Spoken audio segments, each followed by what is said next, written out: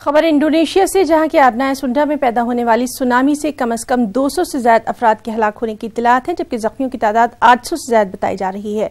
Tsunami कोहेनाक कराकाटवा के फटने के नतीजे में पैदा हुई। सुनामी ने आबनाए सुंडा के दोनों जानिब को अपनी लपेट में ले लिया, जिसकी वजह से वसी इलाका जोरदार लहरों की चपेट में आ गया। आतिशफिशा पहाड़ जावा और सुमात्रा जजायर के दरमियान से गुजरने वाली आबनाए में वाक़ है। वहीं इंडोनेशिया के हंगामी हालात से निपटने वाले इदारों ने हलाकतों में इजाफे का खदशा जाहिर किया है।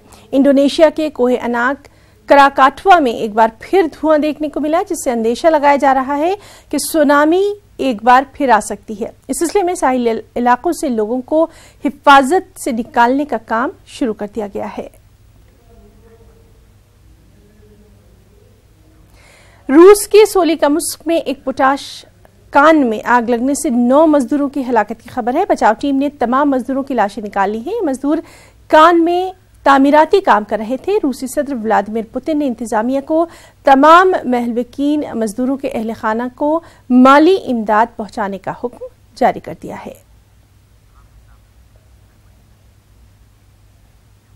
गुलकारी की दुनिया के बेताज बादशाह मोहम्मद रफ़ी का आज यौम पैदाइश है। आज ही के दिन 1924 को पंजाब के शहर अमृतसर के गांव कोटला सुल्तान सिंह में वो पैदा हुए और 10 साल की उम्र में उस्ताद अब्दुल वहीद खान से मौसीकी की तालीम हासिल की। बताया जाता है कि मोहम्मद रफ़ी को पहली मरतबा पब्लिक परफॉर्मेंस का 13 बरस की उम्र में मौका मिला। मोहम्मद रफ़ी बॉलीवुड की दुनिया में अपनी आवाज का जादू जगाने में कामयाब रहे। आज भी उनको लोग दीवानवार चाहते हैं। और इस सब के बीच गुलबर्गा से खबर है, जहां के नौजवान फनकार जसवीर सिंह ने शहनशाह नगमात मोहम्मद रफ़ी को उनकी सालगिरह पर खराज अकीदत पेश किया। 3 एल्बम के फनकार जसवीर सिंह का कहना है कि रफ़ी साहब की आवाज़ का सहर आइंदा कई सदियों तक टूटने वाला है ही नहीं। जसवीर सिंह ने कहा कि मोहम्मद रफ़ी ने जिस अदाकार को भी अपनी आवाज़ दी, उसी के ढंग में अपनी आवाज़ को ढाल लिया। जसवीर सिंह ने अपनी आवाज़ में रफ़ी साहब को खराज भी पेश किया।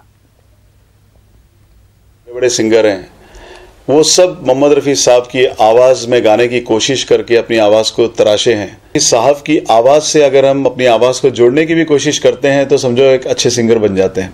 तो सोचिए कि कितने बड़े सिंगर थे वो।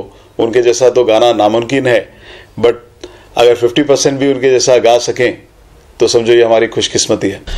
बदन पे सितारे लपेटे हुए, हो जाने तमन्ना किधर जा रही हो, जरा पास आओ तो चैन आ जाए, जरा पास आओ तो चैन आ जाए।